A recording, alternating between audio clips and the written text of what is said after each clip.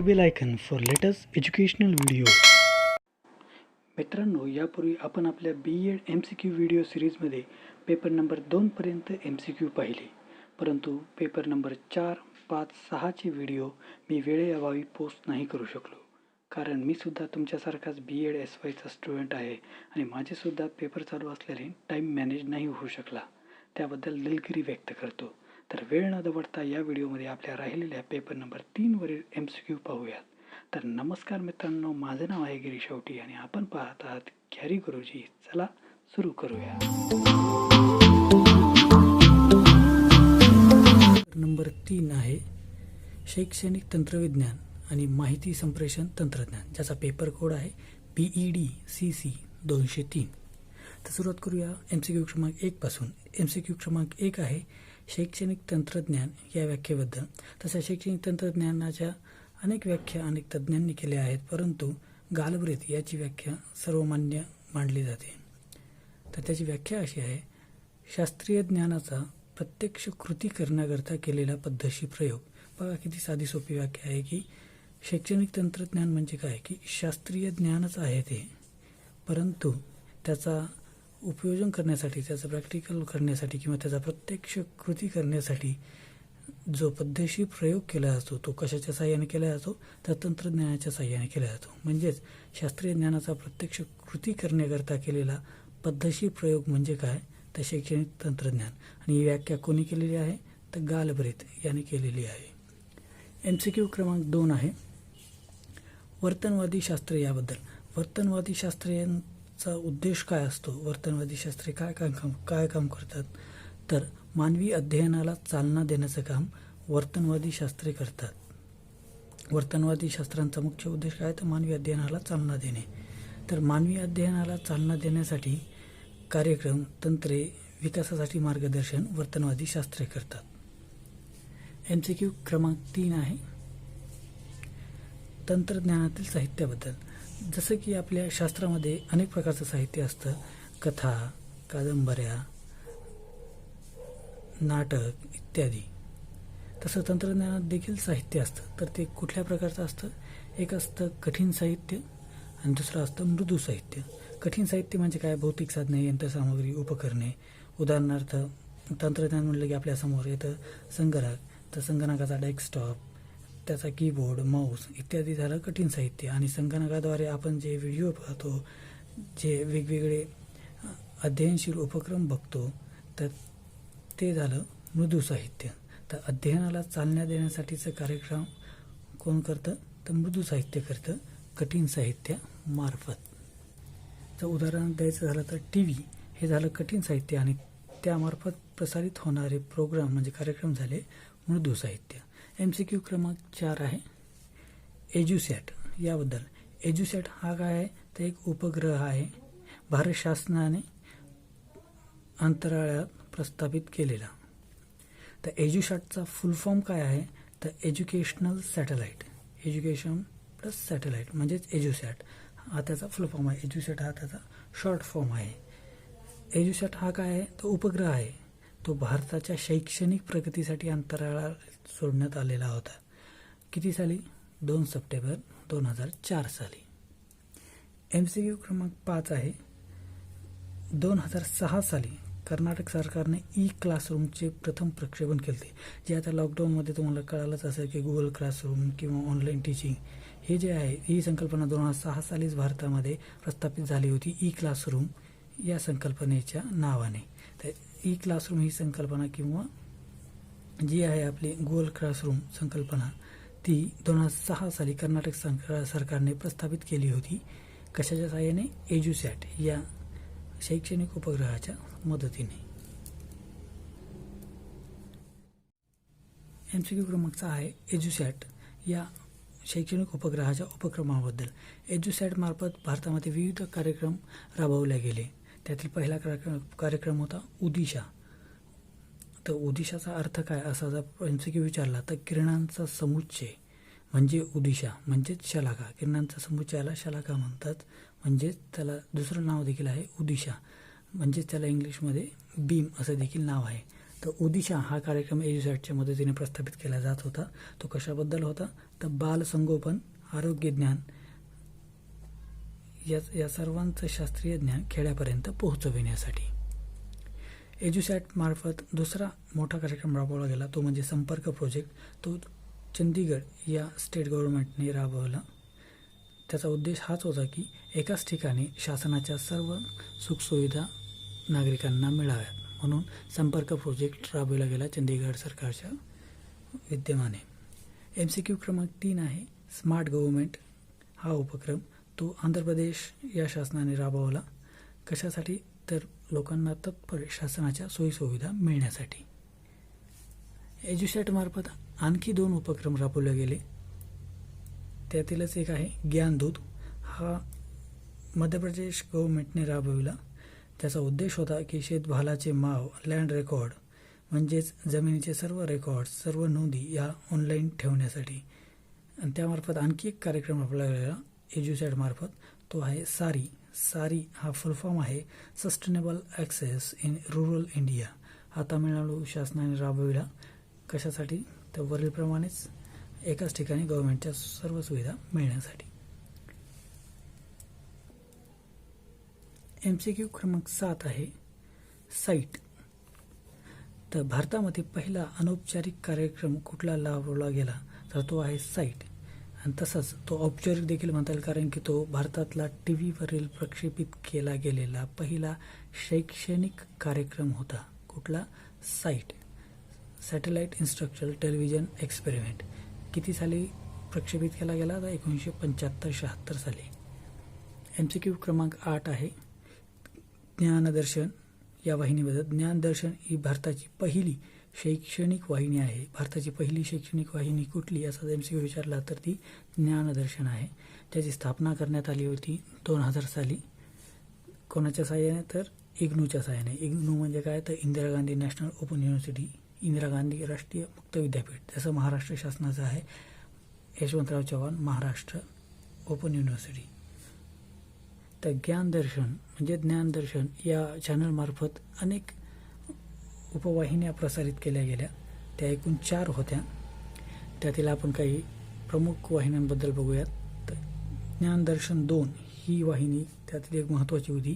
कशासाठी? आत्ताच आपण सांगितलं की मुक्त शिक्षण विद्यार्थ्यांना सुलभपणे मिळावं यासाठी ज्ञानदर्शन 2 म्हणजे ज्ञानदर्शन 2 ही वाहिनी होती.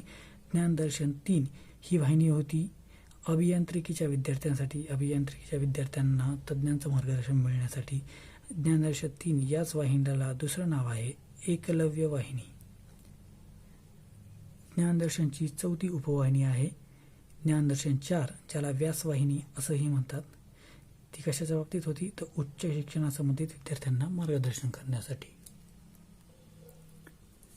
MCQ क्रमांक 9 आहे बालचित्रवाणी या कार्यक्रमाबद्दल. बालचित्रवाणी आपण सर्वांनी लहानपणी पाहिलेलाच आहेत ते सर्व कार्यक्रम. त्याची स्थापना झाली होती 1972 साली मुंबईच्या शैक्षणिक तंत्रविज्ञान कक्षाच्या सहाय्याने. कशाच्या सहाय्याने बालचित्रवाणी कार्यक्रम चालवला जायचे? तर मुंबई शैक्षणिक तंत्रविज्ञान कक्षामार्फत. आणि ते एज्युसॅट या उपग्रहाबद्दल राबवले जायचे का? तर नाही. बालचित्रवाणी हे कार्यक्रम इन्सॅट 1B या उपग्रहामार्फत राबवले जायचे. इथे मात्र सर्वांची गल्लत होते की एज्युसॅट हे नाव सर्वांनी वाचलेलं असतं, म्हणूनच बालचित्रवाणी हे कार्यक्रम कुठल्या उपग्रहाच्या मदतीने राबवले जायचे असा जर प्रश्न विचारला तर आपण गडबडीमध्ये एज्युसॅट लिहितो, परंतु त्याचं खरं उत्तर आहे इन्सॅट. MCQ क्रमांक 10 आहे OHP बद्दल. OHP याचा फुल फॉर्म विचारला तर काय? ओव्हरहेड प्रोजेक्टर हा आहे. ओव्हरहेड प्रोजेक्टरला मराठीतलं नाव तुम्हाला माहिती असायला पाहिजे. ते आहे ऊर्ध्व शीर्ष प्रक्षेपक म्हणजेच OHP. MCQ क्रमांक 11 आहे LCD बद्दल. LCD TV सध्या प्रचलित आहे. त्याचा फुल फॉर्मसुद्धा माहिती असू शकते, कारण की LCD हे कॉम्प्युटरचे डिस्प्लेस डेस्कटॉपसुद्धा असतात. LCDचा फुल फॉर्म आहे लिक्विड क्रिस्टल डिस्प्ले. MCQ क्रमांक 12 आहे आकाशवाणीबद्दल. आकाशवाणी म्हणजेच काय? तर रेडिओ. लक्षात असू द्या. आकाशवाणी हे काय आहे? तर ते एक श्राव्य माध्यम आहे. त्याचा शोध कोणी लावला? तर मार्कोनी या शास्त्रज्ञाने त्याचा शोध लावला. आकाशवाणीमार्फत कुठले प्रमुख कार्यक्रम राबवले जातात, म्हणजेच आकाशवाणीमार्फत राबवल्या जाणाऱ्या कार्यक्रमाचं स्वरूप काय आहे, तर एक आहे व्याख्यान कार्यक्रम, दुसरा आहे चर्चात्मक कार्यक्रम आणि तिसरा आहे नाट्यात्मक कार्यक्रम. MCQ क्रमांक 13 आहे दूरदर्शनबद्दल. दूरदर्शन म्हणजे काय, तर टी व्हीलाच मराठीमध्ये दूरदर्शन हा शब्द आहे, ज्याचा शोध कोणी लावला तर जॉन लागी बेझर्ट यांनी दूरदर्शनचा शोध लावला. 1959 साली भारतात दूरदर्शनचा पहिला कार्यक्रम राबविला गेला, म्हणजेच प्रक्षेपित केला गेला. किती साली? 1959 साली. आणि 1959 साली दूरदर्शनवरील पहिला शैक्षणिक कार्यक्रम प्रक्षेपित केला गेला. दूरदर्शनवरील पहिला शैक्षणिक कार्यक्रम कधी प्रस्थापित केला गेला, कधी प्रक्षेपित केला गेला, तर 1961 साली. आणि 1984 साली महाविद्यालयीन विद्यार्थ्यांसाठी दूरदर्शनवर कार्यक्रम प्रसारित करायला सुरुवात झाली. आणि दूरदर्शनच्या मर्यादा काय आहेत, तर त्यातील एक प्रमुख मर्यादा अशी आहे की त्यामार्फत एकतर्फी संवाद साधला जातो. म्हणजेच दूरदर्शनवरील कार्यक्रम चालू असताना, शैक्षणिक कार्यक्रम चालू असताना विद्यार्थ्याला काही अडचण आली तर तो विचारू शकत नाही, त्याला समोरचा शिक्षक किंवा शिक्षकवृंद प्रतिसाद देखील देऊ शकत नाही. ही दूरदर्शनची म्हणजेच टेलिव्हिजनची मर्यादा आहे. MCQ क्रमांक 14 आहे कम्युनिकेशनबद्दल. कम्युनिकेशन हा शब्द कम्युनिस COMMUNIS या शब्दापासून तयार झालेला आहे. कम्युनिस हा शब्द लॅटिन वर्ड आहे. कम्युनिस म्हणजे काय, तर मराठीमध्ये संप्रेषण, याची व्याख्या आपल्याला मागे बऱ्याच वेळा झालेली आहे. आणि कम्युनिकेशन किंवा संप्रेषण हे काय आहे असा जर MCQ आला तर ते एक अवबोध आहे. आणि अवबोध काय आहे, तर तुम्हाला ते मानसशास्त्राचं अभ्यास केल्यानंतर समजेलच की अवबोध म्हणजे काय, तर ज्या आपल्या संवेदना असतात, ज्या आपण संवेदना अनुभवू शकतो, त्याला जेव्हा आपल्याला अर्थ प्राप्त करू शकतात, म्हणजे त्या संवेदनेचा अर्थ जेव्हा आपल्याला कळतो त्याला अवबोध असे म्हणतात. म्हणून संप्रेषण हे देखील संवेदनेलाच अर्थ प्राप्त झालेला अवबोध असतो. MCQ क्रमांक 15 आहे प्रत्याभरणबद्दल. प्रत्याभरण म्हणजे काय, तर प्रेक्षकाने पाठवलेला संदेश ग्राहकापर्यंत पोहोचला आणि त्याने त्याचं निसांकेतिकरण केलं, म्हणजेच डिकोडिंग हा शब्द तुम्हाला सोपा जाईल. त्याने त्याचं निसांकेतिकरण केलं ग्राहकाने संदेशाचं, आणि त्याला जर त्याने प्रतिसाद दिला तर त्याला म्हणतात प्रत्याभरण. आणि प्रत्याभरण आणखी एका गोष्टीला देखील म्हणतात की प्रेक्षकाने पाठवलेला संदेश ग्राहकाला पोहोचला, परंतु त्याचा अर्थ त्याला समजला नाही, तर तो समजण्यासाठी त्याला आणखी जी काही ॲडिशनल इन्फॉर्मेशन प्रेक्षकाने पुरवलेली असते त्याला सुद्धा प्रत्याभरण असे म्हणतात. MCQ क्रमांक 16 आहे संगणकाबद्दल. संगणकाचे अनेक प्रकार आहेत, परंतु कामाच्या स्वरूपावरून त्याचे कुठले प्रकार पडतात हे आपण पाहूयात. पहिला आहे डिजिटल संगणक, म्हणजे सध्याचा संगणक. तर याचं वैशिष्ट्य असं की त्यामध्ये बायनरी डिजिट्सचा वापर केलेला असतो. बायनरी डिजिट्स म्हणजे काय असा प्रश्न जर विचारला तर 0 आणि 1 हे आकडे म्हणजे बायनरी डिजिट्स. दुसरा आहे ॲनालॉग संगणक, ज्याचा वापर हवेचा दाब, वाऱ्याचा वेग मोजण्यासाठी होतो. आणि तिसरा आहे हायब्रिड संगणक, ज्याच्यामध्ये या दोन्हींची वैशिष्ट्ये असतात. महासंगणकाबद्दल. भारताचा पहिला महासंगणक होता परम, ज्याचा शोध लावला होता डॉक्टर विजय भटकर सरांनी. त्यांनी जगातला पहिला महासंगणक होता क्रे-1, तो होता US चा म्हणजेच अमेरिकेचा. आणि सध्याचा महासंगणक आहे टायटन, तो आहे चायनाचा. MCQ क्रमांक 18 आहे लघुसंगणकाबद्दल. लघुसंगणकाचे काही उदाहरणं आहेत जे तुम्हाला माहिती असायला हवे, जे तुम्ही वापरता परंतु तुम्हाला माहिती नाही की लघुसंगणक काय आहे. तर PC म्हणजे पर्सनल कम्प्युटर, दुसरा आहे लॅपटॉप, तिसरा आहे टॅबलेट आणि स्मार्टफोन, हे सर्व लघुसंगणकाचे प्रकार आहेत. हा सुद्धा एक महत्त्वाचा MCQ आहे. MCQ क्रमांक 19 आहे 1904 साली पहिला इलेक्ट्रॉनिक कॉम्प्युटर तयार झाला. 1904 साली पहिला इलेक्ट्रॉनिक कॉम्प्युटर तयार झाला, तो केला होता हार्वर्ड एकर यांनी हार्वर्ड विद्यापीठामध्ये. त्याचं नाव होतं मार्क 1. परंतु संपूर्ण इलेक्ट्रॉनिक कॉम्प्युटर जो आपण सध्या वापरतो तो कोणी तयार केला तर 1946 साली चार्ल्स बॅबेज यांनी तयार केला. हा एक खूप महत्त्वाचा MCQ आहे, लक्षात असू द्या.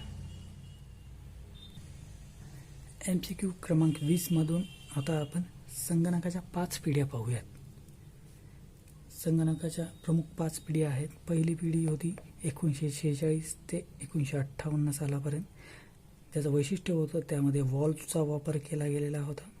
दुसरी पिढी आहे 1959 ते 1965 सालापर्यंत, ज्याच्यामध्ये ट्रान्समीटरचा वापर केला गेलेला होता. 66 ते 1973 साली संगणकाची तिसरी पिढी होऊन गेली, ज्याचं वैशिष्ट्य असं होतं की त्यामध्ये इंटिग्रेटेड सर्किटचा वापर केला गेलेला होता.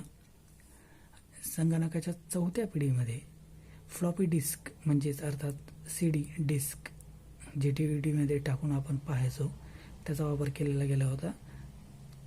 ती पिढी कधी झाली ते 1974 ते 1984 सालापर्यंत. आणि संगणकाची 5वी पिढी म्हणजे सध्याची जी सुरू आहे 1984 सालापासून ते आजतागायत, ज्याचं वैशिष्ट्य काय आहे तर आर्टिफिशियल इंटेलिजन्स अर्थातच कृत्रिम बुद्धिमत्तेचा यात वापर केलेला आहे. MCQ क्रमांक 21, जसं आत्ता मी म्हटल्याप्रमाणे संगणकाच्या सर्वात महत्त्वाच्या भागाबद्दल आहे. MCQ क्रमांक 21 की CPU. सर्वप्रथम याचा फुल फॉर्म माहिती असू द्या. सेंट्रल प्रोसेसिंग युनिट म्हणजे CPU. CPU हा का महत्त्वाचा आहे तर संगणकाला आपण जे काही माहिती पुरवतो किंवा संगणकाकडून जी आपल्याला माहिती घ्यायची आहे त्या माहितीवर प्रक्रिया करणारा जो घटक आहे तो आहे CPU. त्याचं या अतिमहत्त्वाच्या कार्यामुळे त्याला संगणकाचा मेंदू असं देखील म्हणतात. आणि त्यामध्ये ALUचा वापर केलेला असतो. ALUचा फुल फॉर्म माहिती असू द्यात. अरिथमॅटिकल लॉजिकल युनिट अर्थात ALU ही एक कॉम्प्युटर टेक्नॉलॉजीमधली टर्मिनॉलॉजी आहे, संकल्पना आहे. MCQ क्रमांक 22 आहे संगणकाच्या स्मृतींबद्दल. संगणकाच्या प्रमुख 2 स्मृती असतात. एक असते RAM, जी असते तात्पुरती स्मृती, याचं नाव आहे रँडम ॲक्सेस मेमरी, जी रँडमली ॲक्सेस होत राहते, जी वेळोवेळी वापरली जाते. म्हणजे एखादं ॲप जेव्हा आपण ओपन करतो त्यावेळी रॅम वापरली जाते, आणि जेव्हा आपण ॲप क्लोज करतो तेव्हा ती नष्ट होते, आणि जेव्हा दुसरा ॲप आपण ओपन करतो त्यावेळी ती लगेच कार्यान्वित होते. म्हणजे ती लगेच पुसली जाते आणि लगेच कार्यान्वित होते, म्हणून त्याला रँडमली ॲक्सेस मेमरी असं म्हणतात. आणि दुसरी आहे कायमस्वरूपी मेमरी, ज्याला आपण इंटरनल मेमरी या नावाने देखील ओळखतो, ज्याचा फुल फॉर्म आहे read only memory, ROM. Internal मेमरीलाच ROM असं देखील म्हणतात, रीड ओनली मेमरी, लक्षात असो. MCQ क्रमांक 23 आहे संगणकाची स्मृती ही कशामध्ये मोजली जाते. संगणकाची स्मृती मोजण्याचं एकक काय आहे तर संगणकाची स्मृती मोजण्याचं युनिट एकक आहे बाईट. 1 बाईट म्हणजे किती तर 8 बिट्स, आणि 1 MB म्हणजे किती तर 1000 KB, आणि 1 GB म्हणजे किती तर 1000 मेगाबाईट अर्थात 1000 MB. हे सर्व गोष्टी लक्षात असू द्यात, फार महत्त्वाच्या आहेत. MCQ क्रमांक 24 आहे संगणकाच्या साधनांबद्दल. संगणकाचे अनेक साधनं आहे, ज्याचं वर्गीकरण केलं तर इनपुट साधनं आणि आउटपुट साधनं असं करता येईल. इनपुट साधनं काय असतात की ज्या साधनाच्या माध्यमातून संगणकाला आपण माहिती देतो ते असतात इनपुट साधनं. मग ती कुठली आहेत तर कीबोर्ड, माऊस, स्कॅनर आणि मायक्रोफोन ही झाली इनपुट साधनं. आणि आउटपुट साधनं म्हणजे काय की ज्या मार्फत संगणकाकडून आपल्याला रिझल्ट येतो, आउटपुट मिळतं, निष्कर्ष मिळतो, ते झाले आउटपुट साधनं. तर ते कुठले आहेत प्रिंटर, मॉनिटर एक्सेट्रा. MCQ क्रमांक 25 आहे कीबोर्डबद्दल. कीबोर्ड हे एक कसं साधन आहे, इनपुट साधन आहे. तर कीबोर्डबद्दल खालील माहिती पाहूयात. कीबोर्डमध्ये किती बटणं असतात तर कीबोर्डमध्ये 104 बटणं असतात, माहिती असू द्या. त्या 104 बटनांचं वर्गीकरण खालील प्रकारे आहे. त्याचे प्रकार आहेत फंक्शन कीज म्हणजेच F1, F2 ज्या संगणकाच्या वरती असतात त्या प्रणालीनुसार म्हणजे सॉफ्टवेअरनुसार, ऑपरेटिंग सिस्टमनुसार वापरल्या जातात, त्याचं वेगवेगळं कार्य असतं. दुसरं आहे अल्फाबेटिकल कीज, ज्या आहेत ABCD आपण टाईप करतो त्या. तिसरे आहे स्पेशल कीज, ज्याचं विशेष कार्य असतं, स्पेशल वर्क असतं, ज्या आहे बॅकस्पेस, एंटर इत्यादी, ज्याचं काम असतं विशिष्ट कृती करणे. आणि चौथी आहे न्यूमेरिकल कीज अर्थात 1 2 3 4. तर अशा 4 स्पेशल कीज, फंक्शनल कीज आणि न्यूमेरिक कीज म्हणून कीबोर्ड बनतो. कीबोर्डचे एकूण बटणं किती असतात 104. MCQ क्रमांक 26 आहे प्रिंटरबद्दल, प्रिंटर हे संगणकाचं आउटपुट साधन आहे. लक्षात असू द्या, ज्याचे खालील प्रकार पडतात. एक आहे डेझी व्हील प्रिंटर. डेझी हे फूल आहे, फुलाचा प्रकार आहे. तर डेझी प्रिंटर का आहे, तर त्याचा आकार हा डेझी फुलासारखा असतो आणि एका वेळी एकच अक्षर तो प्रिंट करतो. दुसरा आहे डॉट मॅट्रिक्स. यावरील छपाई ही टिंबाकृती असते, डॉटेड स्वरूपात असते, म्हणून डॉट मॅट्रिक्स. तिसरा आहे इंकजेट. हा सर्वात लोकप्रिय प्रकार आहे, सध्या आपण वापरतो. त्यामध्ये रंगीत शाई आणि ब्लॅक अँड व्हाईट या दोन्हीचा वापर केला जातो. आणि चौथा आहे लेझर प्रिंटर. किरणांच्या साहाय्याने यामध्ये प्रिंटिंग केले जाते. MCQ क्रमांक 27 आहे ऑपरेटिंग सिस्टीमबद्दल. ऑपरेटिंग सिस्टीम म्हणजे काय, तर विविध प्रोग्राम्समध्ये म्हणजेच विविध सॉफ्टवेअर्समध्ये संवाद साधला जातो ऑपरेटिंग सिस्टीमच्या माध्यमातून. प्रत्येक संगणकामध्ये ऑपरेटिंग सिस्टीम असते, जेणेकरून विविध सॉफ्टवेअर इन्स्टॉल केल्यानंतर त्या सॉफ्टवेअरचं कॉम्प्युटर आणि त्याचा जो युजर असतो त्यामध्ये इंटरॅक्शन, आंतरक्रिया घडवून आणण्याचं काम ऑपरेटिंग सिस्टीम करते. ही हार्डवेअर आणि सॉफ्टवेअर आणि प्रोग्राम यामधील मध्यस्थ असते. कॉम्प्युटर प्रोग्राम बनवताना म्हणजेच कॉम्प्युटर सॉफ्टवेअर बनवताना ते वेगवेगळ्या पायऱ्यांमध्ये बनवलं जातं, ज्यालाच अल्गोरिदम असं म्हणतात. आणि अल्गोरिदम हा सुटसुटीत वाटावा, तो वेळोवेळी आपल्याला कळावा, म्हणून त्याचं रूपांतर फ्लो चार्टमध्ये केलं जातं. फ्लो चार्टला मराठी शब्द आहे प्रवाह सारणी. MCQ क्रमांक 29 आहे संगणकाला आपण ज्या काही सूचना देतो त्या सूचनांच्या संचालास प्रोग्राम असं म्हणतात. म्हणजे संगणकाला ज्या काही कमांड्स पुरवल्या जातात त्यास प्रोग्राम असं म्हणतात. MCQ क्रमांक 30 आहे संगणकाच्या भाषांबद्दल. संगणकाच्या भाषांचे खालील प्रकार पडतात त्या भाषांच्या स्वरूपांवरून. पहिली भाषा आहे चिन्हात्मक भाषा, अर्थात ज्यामध्ये चिन्हे वापरले जातात. असेंब्ली भाषा असं जिचं नाव आहे, की ज्यामध्ये न्यूमॉनिक कोड्स असतात. न्यूमॉनिक कोड्स म्हणजे काय, तर जे मेमरीसाठी सहाय्यक असतात त्यांना न्यूमॉनिक कोड्स असे म्हणतात. न्यूमॉनिक कोड्सचं रूपांतर यामध्ये प्रोग्राम्समध्ये केलं जातं असेंब्लरच्या साहाय्याने, त्याला चिन्हात्मक भाषा असे म्हणतात. आणि दुसरी भाषा आहे यंत्रभाषा. यामध्ये बायनरी डिजिट्स असतात, जसं की आपण मध्ये पाहिले 0 आणि 1 आकडे, त्याला बायनरी डिजिट्स असं म्हणतात. आणि यामध्ये ऑपरेट्स असतात, म्हणजेच संगणक सांगतो की माहिती कुठे साठवायची आहे याबद्दलच्या कमांड सूचना म्हणजेच ऑपरेट्स. MCQ क्रमांक 31 आहे संगणकाच्या भाषांबद्दलच आहे, सॉफ्टवेअरच्या भाषांबद्दल आहे, प्रोग्रामिंग लँग्वेजेसबद्दल. त्या खालीलप्रमाणे आहेत. PL1 ही IBM या कंपनीने जारी केलेली भाषा होती 1965 साली, PL1. दुसरी आहे ALGOL, जी युरोपमध्ये तिचा शोध लागला होता. तेथील गणितज्ञांनी 1958 साली ही भाषा शोधून काढली होती संगणकाची. तिसरी आहे ॲडा. ही सर्वात महत्त्वाची आहे MCQच्या दृष्टीने, कारण ॲडा हे एका व्यक्तीचं नाव आहे, ॲडा ऑगस्टा, जी स्त्री होती, पहिली स्त्री प्रोग्रामर. कुठली, तर ॲडा ऑगस्टा, जिच्या सन्मानार्थ या प्रोग्रामिंग लँग्वेजला ॲडा हे नाव दिलेलं आहे. चौथी आहे लिस्प, ज्याच्यामध्ये आर्टिफिशियल इंटेलिजन्सचा वापर होतो, म्हणजे सध्याची प्रचलित. MCQ क्रमांक 32 पाहूया. पॉप्युलर प्रोग्रामिंग लँग्वेजेस म्हणजे पॉप्युलर सॉफ्टवेअर लँग्वेजेस कुठल्या आहेत, तर व्हिज्युअल बेसिक, ज्यालाच VB.NET असं म्हणतात. हा एक महत्त्वाचा MCQ आहे, लक्षात असू द्या. VB.NET म्हणजेच डॅश डॅश असं सांगितलं तर व्हिज्युअल बेसिक. व्हिज्युअल बेसिक काय आहे, तर ती एक प्रोग्रामिंग लँग्वेज आहे जिचा प्रमुख वापर विंडोज या ऑपरेटिंग सिस्टीमने केला होता त्याच्या फर्स्ट आवृत्तीमध्ये, फर्स्ट एडिशनमध्ये. दुसरी आहे जावा. ही सर्वांना माहितीच असेल. जावा ही काय आहे, तर ऑब्जेक्ट ओरिएंटेड प्रोग्रामिंग लँग्वेज आहे. ही सर्वात प्रचलित आहे सध्या, कारण की ती इंटरनेटला आधार देते, इंटरनेटच्या साहाय्याने प्रसिद्ध होते.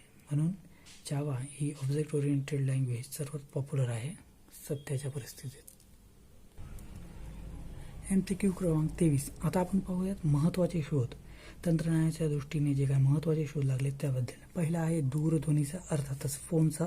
तो कोणी लावला, तर ग्रॅहम बेल या शास्त्रज्ञाने लावला 1876 साली. दुसरा आहे तारबद्दल. दूरध्वनीच्या अगोदर तारेचा शोध लागला 1844 साली. मास कोडच्या साहाय्याने तार पाठवली जात होती. MCQ क्रमांक 3 आहे आकाशवाणी. जसं की आपण पाहिलं रेडिओ, त्याचा आकाशवाणीचा शोध कसा लागला तर त्या विद्युत चुंबकाच्या सहाय्याने संदेश पाठवण्याबद्दल, विद्युत चुंबकाच्या सहाय्याने जेव्हा संदेश पाठवला जायचा त्यातून आकाशवाणीचा शोध लावला होता. जेम्स मॅक्सवेल याने विद्युत चुंबकाचा शोध त्याने लावला, परंतु आकाश त्यामध्ये सुधारणा करून मार्कोनी याने आकाशवाणीचा शोध लावला. आणि BBC-वर म्हणजेच ब्रिटिश ब्रॉडकास्टिंग कंपनी यांनी आकाशवाणीवरील पहिला कार्यक्रम प्रक्षेपित केला तो 1922 साली. MCQ क्रमांक 34 आहे मोबाईल फोनबद्दल. मोबाईल फोनला दुसरं टोपण नाव आहे, निकनेम आहे सेल्युलर फोन. लक्षात असू द्या, मोबाईल फोन म्हणजेच काय तर डॅश सेल्युलर फोन. MCQ क्रमांक 35 आहे अनुदेशन या संकल्पनेबद्दल. अनुदेशन म्हणजे काय तर ती एक अध्यापनाला सहाय्य करणारी प्रक्रिया आहे. अनुदेशनाची व्याख्या काय आहे तर ध्येयप्रेरित व पूर्वनियोजित अध्यापन म्हणजेच अनुदेशन होय. अनुदेशन हे देखील एक अध्यापनच असतं, परंतु ते कसं असतं ध्येयप्रेरित आणि पूर्वनियोजित असतं. प्रत्यक्ष अध्यापन प्रक्रियेत येणाऱ्या समस्यांना उत्तरे शोधण्यासाठी जे काही अध्ययन मानसशास्त्र असतं त्याचं ते उपयोजन असतं. म्हणजेच जे काही लर्निंग सायकोलॉजी असतं त्याचं ॲप्लिकेशन म्हणजेच अनुदेशन संकल्पना होय. हा एक फार महत्त्वाचा MCQ आहे. MCQ क्रमांक 36 आहे संगणक सहाय्यित प्रतिमान. हे लॉरेन्स टोलुरो व डेनियल डेव्हिस यांनी 1965 साली मांडलं. संगणक प्रतिमानामध्ये आपल्याला यापूर्वी होऊन गेलेलं आहे की ब्रूस जॉयस आणि मार्शा विल यांनी अध्यापनाची प्रतिमाने मांडलेली आहेत. ब्रूस जॉयस आणि मार्शा विल यांनी. तसेच संगणकाची प्रतिमाने कोणी मांडली तर लॉरेन्स टोलुरो व डेनियल डेव्हिस यांनी 1965 साली. MCQ क्रमांक 37 आहे ट्युटोरियल हे काय आहे तर ट्युटोरियल म्हणजे शिक्षकाने आपल्या उपस्थितीत घेतलेले अध्ययन होय. ट्युटोरियल म्हणजे घरी देण्याचा अभ्यास नसतो, तो शिक्षक तिथे उपस्थित हवा व त्याने आपल्या उपस्थितीत घेतलेले जे विद्यार्थ्यांकडून अध्ययन आहे, लर्निंग आहे, ते म्हणजेच ट्युटोरियल होय. MCQ क्रमांक 28 आहे इंटरनेट टेक्नॉलॉजीबद्दल. इंटरनेट टेक्नॉलॉजी सुरुवातीला किर्चॉफ यांनी विकसित केली 1973 साली आणि भारतामध्ये 15 ऑगस्ट 1995 साली इंटरनेटचं प्रक्षेपण झालं VSNL विदेश संचार निगम लिमिटेड या कंपनीमार्फत. आणि ICTचं रूप इंटरनेटला म्हणता येईल असं तज्ज्ञ म्हणतात. MCQ क्रमांक 39 आहे नेटवर्कबद्दल. नेटवर्क हा शब्द सध्या खूप प्रचलित आहे, तुम्ही कधीतरी ऐकलाच असेल. परंतु नेटवर्क म्हणजे काय तर 2 किंवा अधिक संगणक जेव्हा एकमेकांना जोडले जातात तेव्हा नेटवर्क असे म्हणतात. परंतु 2 किंवा अधिक संगणक हे एकमेकांना अनेक मार्गांनी जोडले जातात. ते कुठल्या मार्गाने जोडले जातात तर लॅन आणि वॅन मार्फत. लॅन म्हणजे काय तर लोकल एरिया नेटवर्क म्हणजे लॅन लोकल एरिया नेटवर्क. जेव्हा 2 संगणक जोडले जातात तिथे इंटरनेटचा संबंध असो किंवा नसो तेव्हा त्याला लॅन असं म्हणतात. आणि लॅनला वर्गीकरणासाठी जेव्हा वेगवेगळे नोड्स वापरले जातात तेव्हा त्याला टोपोलॉजी असे म्हणतात. टोपोलॉजी म्हणजे काय तर लॅनला जोडण्यासाठी जे वेगवेगळे नोड्स वापरतात त्याला टोपोलॉजी असे म्हणतात. टोपोलॉजी म्हणजे काय तर नोड्स असं साधं लक्षात ठेवा. टोपोलॉजीचे अनेक प्रकार आहेत. बस टोपोलॉजी जी एकाच रेषेत जोडणी असते, म्हणजे एकाच रेषेत जेव्हा संगणकांची जोडणी केली जाते तेव्हा त्याला बस टोपोलॉजी म्हणतात. दुसरी आहे रिंग टोपोलॉजी, म्हणजेच रिंग टोपोलॉजीमध्ये वर्तुळाकार संगणकांची जोडणी असते. तिसरी आहे स्टार टोपोलॉजी, यामध्ये एक मध्यवर्ती मुख्य संगणक असतो ज्यामार्फत बाकीचे संगणक जोडले असतात आणि हा मध्यवर्ती संगणक बाकीच्या संगणकावर नियंत्रण ठेवत असतो, त्यालाच हब देखील म्हणतात. MCQ क्रमांक 40 आहे संगणकाचे जे सर्व्हर्स असतात ते बॅकबोन्सने जोडलेले असतात. संगणकाचे सर्व्हर्स हे डाटाशने जोडलेले असतात, बॅकबोन्सने जोडलेले असतात. MCQ क्रमांक 41 आहे मोडेम म्हणजे काय तर ॲनालॉगचे रूपांतर डिजिटलमध्ये करणारा एक डिव्हाइस, एक उपकरण म्हणजेच मोडेम होय. हे पूर्वी इंटरनेट जोडण्यासाठी वापरलं जायचं, परंतु आता मोडेम कालबाह्य झालेलं आहे. MCQ क्रमांक 42.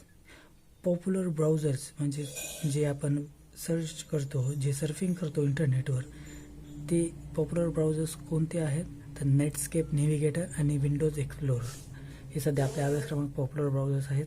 सध्या अनेक गुगल क्रोम म्हणा किंवा बाकीचे अनेक ब्राउझर्स पॉप्युलर आहेत, परंतु आपल्या अभ्यासक्रमाच्या मध्ये ज्याचा समावेश आहे ते म्हणजे नेटस्केप, नेव्हिगेटर आणि विंडोज एक्सप्लोरर. हे लक्षात असू द्या, पॉप्युलर ब्राउझर्स. MCQ क्रमांक 43. प्लॅगॅरिझम ही कशातील संज्ञा आहे, कशातील संकल्पना आहे? तर संशोधन म्हणजेच रिसर्च क्षेत्रातील संकल्पना म्हणजेच प्लॅगॅरिझम होय. हे लक्षात असू द्या, अतिशय महत्त्वाचा MCQ आहे.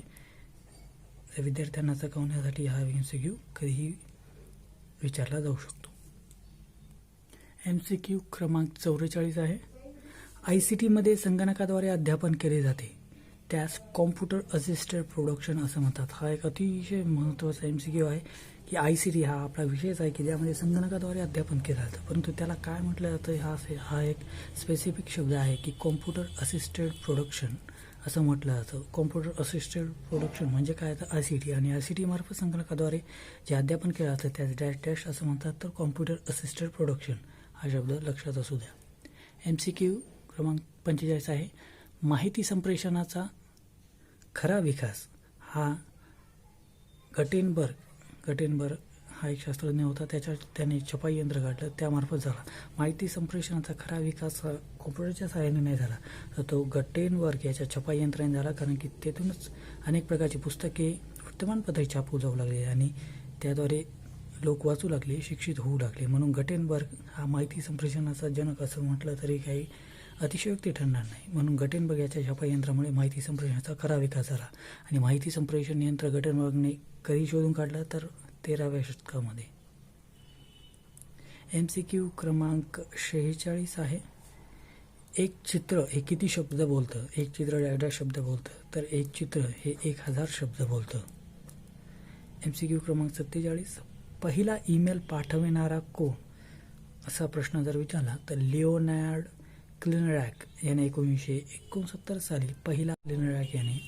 आणि पहिली ईमेल पाठविणारी राष्ट्रप्रमुख कोण होती? तर राणी एलिझाबेथ दुसरी ही ईमेल पाठवणारी पहिली राष्ट्रप्रमुख होती.